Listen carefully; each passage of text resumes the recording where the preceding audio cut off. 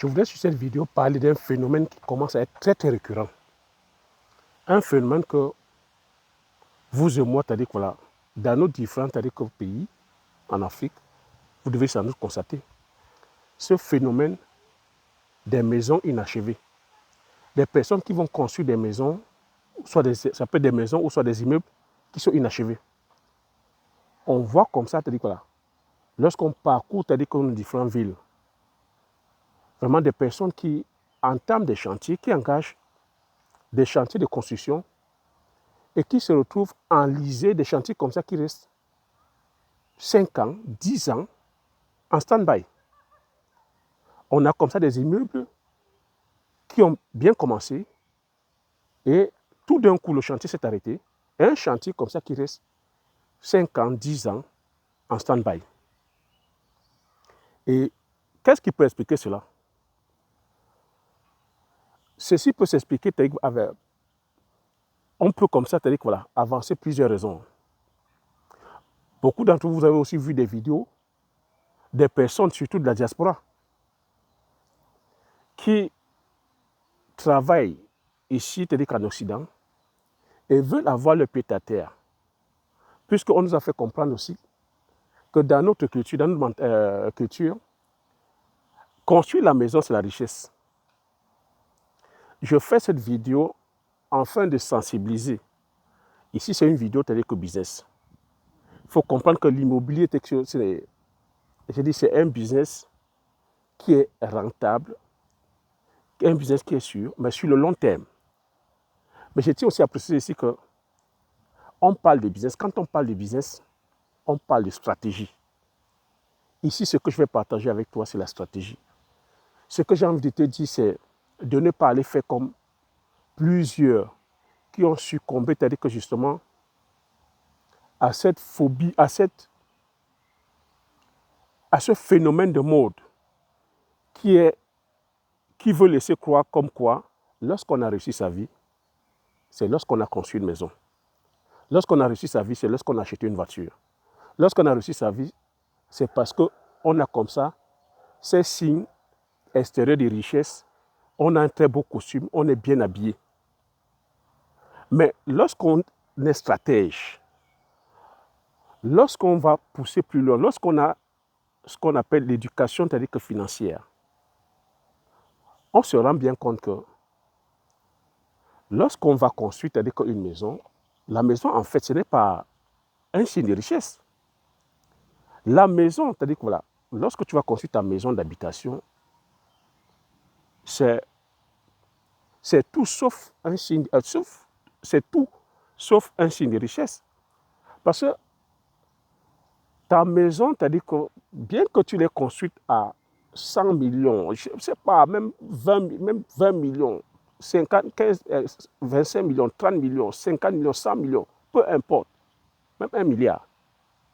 Il faut comprendre que si tu l'as construite pour des besoins d'habitation, c'est un gouffre financier. Parce qu'une maison de 50 millions, tu auras les frais de fonctionnement qui vont avec l'entretien. Est-ce que tu pourras l'entretenir? Une fois que tu as économisé, tu as sorti toutes tes économies. Est-ce que tu pourras l'entretenir? Donc on retrouve comme ça des personnes, ce phénomène-là, des personnes qui commencent le chantier et le chantier ne finit pas parce que la plupart des personnes sont des salariés en fait. Tu es ici de la diaspora, tu te dis à chaque fois que tu vas attraper un peu de sous, tu vas aller acheter, c'est-à-dire que 20 sacs de ciment, on va taper les papins. Mais sauf que en faisant ça, tu vois que c'est vraiment, ce n'est pas vraiment stratégique. Parce qu'il faut comprendre que les matériaux, c'est-à-dire que ça altère, les matériaux se détériorent. Quand tu vas taper le papin et que tu laisses les papins rester comme ça à l'abri, rester comme ça exposés au soleil, exposés aux intempéries, à la pluie, au soleil, les papins s'effritent. Quand tu reviens 2 ans après pour vouloir reprendre, c'est-à-dire que le chantier, en tapant encore d'autres papins, le papin, c'est-à-dire que la résistance des papins perd en valeur. Lorsqu'on vient te monter la maison, tu vois que tu es là, tu fais par rapport à tes économies. Lorsqu'on vient monter la maison n'a plus, ou les fondations n'ont plus la résistance qu'elle devait, c'est-à-dire que la fondation n'a plus la résistance qu'elle devait avoir si tu avais tapé les papins frais et qu'on avait monté. Sans compter, c'est-à-dire que les tracasseries, c'est-à-dire que lorsque vous envoyez les sous à compte-gouttes, la famille, surtout qu'on ne va pas construire de façon pensée. On va, c'est-à-dire que des fois, confier le chantier à la famille. Vous avez vu des cas comme ça d'arnaque, pas possible. Vous avez vu des vidéos qui circulent à longueur, c'est-à-dire que de journées, de mois, énormément de personnes comme ça de la diaspora. Lorsqu'elles reviennent du pays où on leur a miroité, c'est-à-dire que la construction de leur maison, quand elles reviennent maintenant qu'il faut venir voir la maison, venez voir les pleurs. On a vu des familles comme ça s'entre-déchirer. Pour moi, c'est-à-dire que ce n'est pas une bonne stratégie. Parce que construire une belle maison, acheter déjà le terrain, ce n'est pas donné. Ce n'est pas donné. C'est pour ça que je partage la stratégie ici que pour pouvoir, c'est-à-dire que justement, pallier à cela, il va falloir que tu montes déjà d'abord un business. Un business qui prospère. Regardez un peu dans nos différents pays. Les personnes qui ont construit des maisons, moi je prends l'exemple du Cameroun, que je maîtrise bien. Et c'est pareil comme ça partout en Afrique. C'est d'abord les premiers commerçants. Ce sont nos papas, nos grands-pères, les grands commerçants qui ont eu justement ce privilège-là de commencer à investir en immobilier.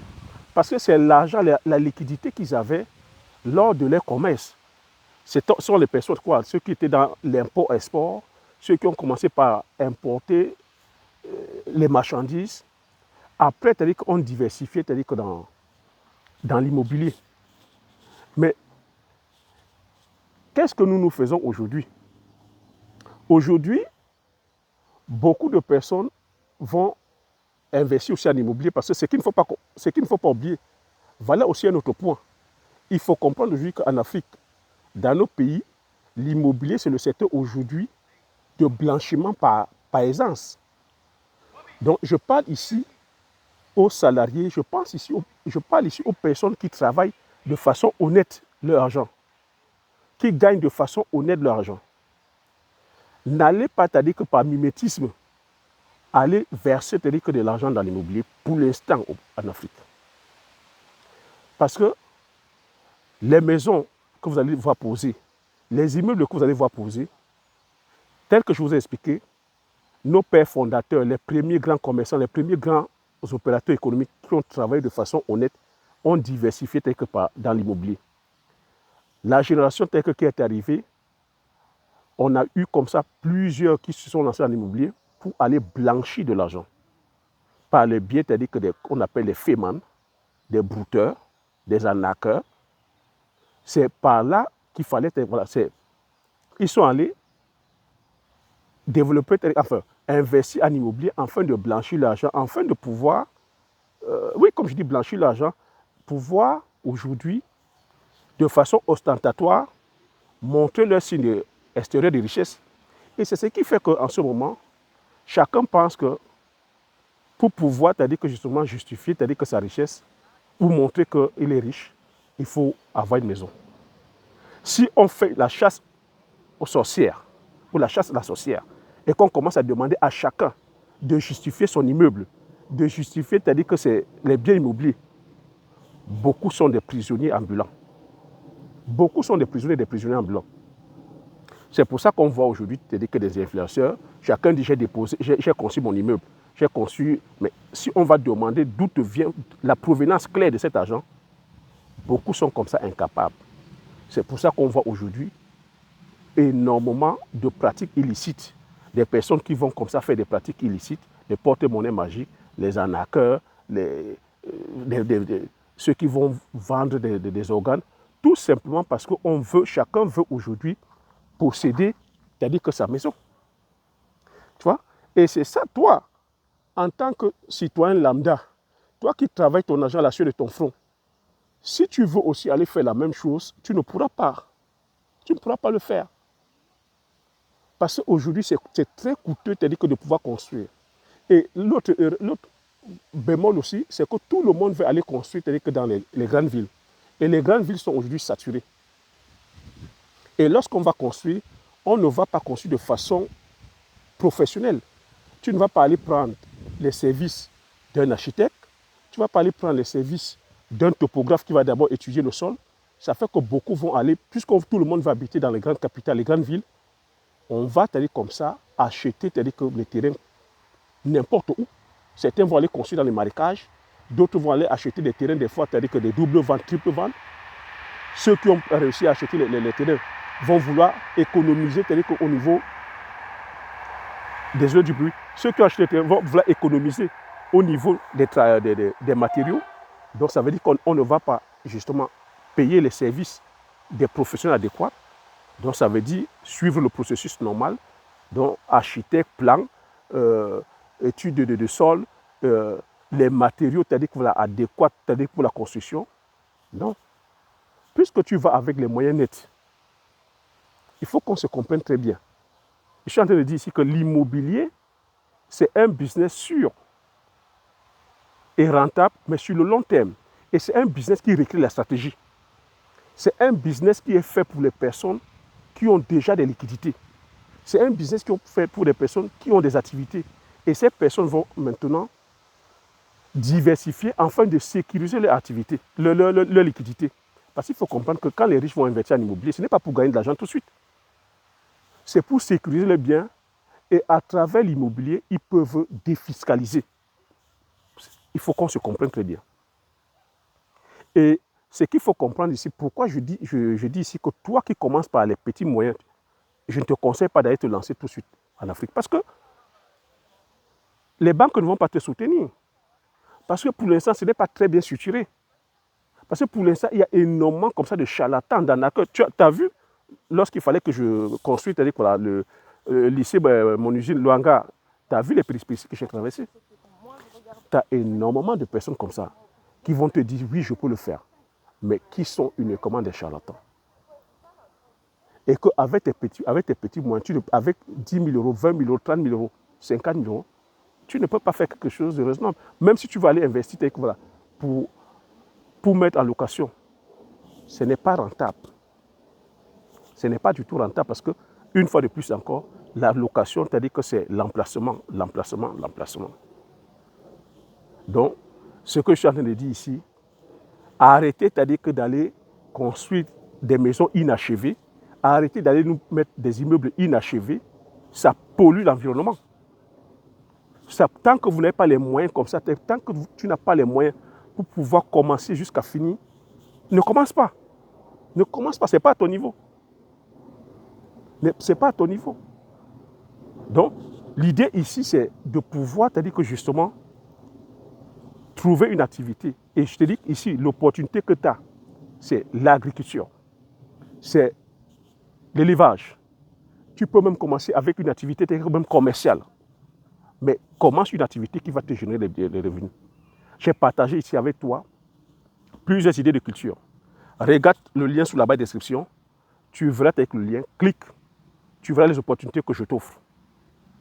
J'ai partagé ici avec toi la culture du poivrier. Avec 1 hectare, avec demi-hectare, tu es capable de construire des immeubles.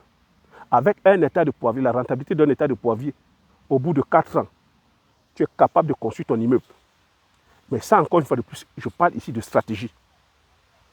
Mais tu seras capable de le faire si tu es bien accompagné, si tu es bien formé. Le problème chez nous, c'est qu'on refuse la formation, on refuse d'être accompagné, on veut aller faire des choses comme ça. Ce que je suis en train de partager ici avec toi sur l'immobilier, c'est une connaissance, c'est des stratégies. Ce n'est pas que l'immobilier, c'est un mauvais business, mais c'est que plusieurs d'entre nous, nous ne sommes pas stratèges. Mais si tu n'as pas assez de moyens, pourquoi tu vas aller te lancer en immobilier? Tu vas te casser la gueule et tu vas dire que l'immobilier n'est pas bien. Tu n'as pas assez de moyens, pourquoi tu vas aller entamer, c'est-à-dire que la construction d'un immeuble? Tout simplement parce que tu veux aussi taper la poitrine que j'ai mon immeuble. Tout simplement parce que par mimétisme, tu veux aussi aller faire comme les autres. Non. Et tu ne dois pas aller faire comme les autres. Chacun accroche son sac là où sa main arrive. Comme j'ai coutume à dire, il ne faut pas aller imiter les autres. Il ne faut pas aller faire un truc parce que tu as vu l'autre faire. Tu ne sais pas que l'autre, là où l'autre a mis sa main. Et on a comme ça plusieurs retours d'expérience qui sont en train d'arriver aujourd'hui, comme je vous dis. Certains sont allés manger les cacas pour pouvoir venir mettre leur immeuble. Toi, tu vois, la personne a mis son immeuble. Tu ne sais pas comment la personne a fait. Et toi, tu veux aussi aller mettre l'immeuble avec les moyens, c'est-à-dire que avec ton salaire. Non, ce n'est pas possible. Non, tu ne vas pas y arriver. Non, tu vas commencer et ça va s'arrêter. Dans cette vidéo ici, là, j'interpelle ceux et celles qui sont encore là à penser que construire la maison, c'est-à-dire que c'est synonyme d'être riche. Donc, construire la maison, ce n'est pas synonyme d'être riche. Tu peux entamer la construction, tu ne vois pas la finition. On a vu ça comme ça avec nos parents en Afrique qui ont commencé à construire. La maison s'est achevée, c'est-à-dire qu'au bout de plus de 20 ans. Parce que derrière, il y avait le coût de la vie qui était là. Il fallait gérer la famille. Il fallait en même temps aussi construire. Ce n'est pas, en termes de stratégie, ce n'est pas correct. Avec cet argent, tu pouvais monter un business. Ce business-là pouvait te générer des revenus. Et avec les revenus, tu pourrais te dire que cette fois-ci, construire ta maison tranquillement. Une fois de plus, ici, je partage la stratégie. Ici, je parle de stratégie. Comme je t'ai dit, en termes de business, le business, c'est la stratégie. On ne loupe pas le business. Ce n'est pas le business qui est mauvais. Hein. Ce n'est pas le business qui est mauvais, mais c'est les porteurs, c'est-à-dire que de projets qui ne sont pas stratèges. Donc, je ne suis pas en train d'incriminer ici le business de l'immobilier, mais je suis ici en train d'interpeller les porteurs de projets. C'est les porteurs de projets qui ne sont pas assez stratèges. Donc, c'est la stratégie que je partage ici, afin que tu puisses aller en immobilier sans trop de casse. Sans casse, parce que l'immobilier dans le domaine, au niveau de l'Afrique, tu n'es pas soutenu par les banques. Quand tu vas, c'est-à-dire que justement comme ça, c'est-à-dire que verser 100 000, 200 000, 300 000 euros, c'est une perte sèche. C'est une perte sèche. Alors que lorsque tu vas dans certains domaines, comme le domaine agricole, le domaine de l'élevage, avec 10 000 euros, tu peux commencer. Même avec 1 000 euros, tu peux commencer, même dans le domaine, si tu vas dans le maraîchage. Avec 2 000 euros, 3 000 euros, 5 000 euros, tu peux commencer. Si tu vas dans le maraîchage, si tu vas dans l'agriculture vivrière, tu peux commencer. Et tu vois, si tu fais même l'erreur avec 3 000 euros, il n'y a pas mort d'homme. Tu fais l'erreur avec 5 000 euros dans le domaine agricole, il n'y a pas mort d'homme. Tu peux te relever. Mais quand tu vas vers l'immobilier et que tu vas comme ça, tu te dis que voilà, accuser une perte sèche de 100 000 euros, de 200 000 euros, et mon ami, il y a de quoi choper l'AVC. Hein. C'est pour ça que tu vois les gens parler seuls. Hein. Tu vois des multitudes de vidéos où les gens parlent seuls. Tu commences à parler en langue. Tu commences à maudire ta famille. C'est de ça qu'il s'agit parce que ta famille n'est pas habilitée. Tu n'as pas voulu payer justement les services des experts. Tu n'as pas voulu t'entourer. Tu n'as pas voulu, je vais dire, autour de toi, questionner les personnes qui sont passées par là. Non, tu voulais aussi construire, taper la poitrine que tu as ton immeuble, tu as ta maison. Je ne sais pas à qui cette vidéo va parler, mais c'est encore une vidéo comme ça et plein d'enseignements que je partage sur le plan immobilier. Donc, partage cette vidéo, c'est-à-dire qu'autour de toi, afin que ça puisse comme ça sensibiliser plusieurs, c'est-à-dire que d'entre vous, que ici, construire la maison, ce n'est pas synonyme d'être riche. C'est l'illusion, c'est-à-dire que de la richesse. Mais si tu veux être riche, tu te dois, si tu veux, c'est-à-dire que être riche, quand il dit ici riche, gagner, c'est-à-dire que voilà, de l'argent, avoir des patrimoines, c'est d'abord de créer plusieurs sources de revenus avant d'aller attaquer l'immobilier. Surtout, je dis encore surtout en Afrique. L'immobilier en Afrique, tu te dois d'avoir plusieurs sources de revenus avant d'aller investir en immobilier. Voilà ce que j'avais à partager concernant l'immobilier. J'espère que cette vidéo t'a voilà, apporté quelques enseignements, quelques informations. Partage autour de toi afin que ça puisse comme ça bénéficier à plusieurs d'entre vous. Regarde encore sous la barre de description, tu verras le lien. C'est-à-dire voilà, des idées, c'est-à-dire voilà, de business, de culture que je partage avec toi. Lance-toi, clique, choisis, c'est-à-dire que l'une des cultures. Si tu es intéressé, c'est-à-dire que par l'ensemble de cette culture-là, je me ferai le plaisir de t'accompagner. Comme j'ai coutume à dire, l'information, c'est la connaissance, c'est la richesse. Une fois que tu as ces informations, tu appliques tes stratégies et tu passes l'action massivement afin d'impacter ta vie et impacter la vie de tous ceux qui t'entourent. Si je te dis merci, à la prochaine vidéo. Ciao.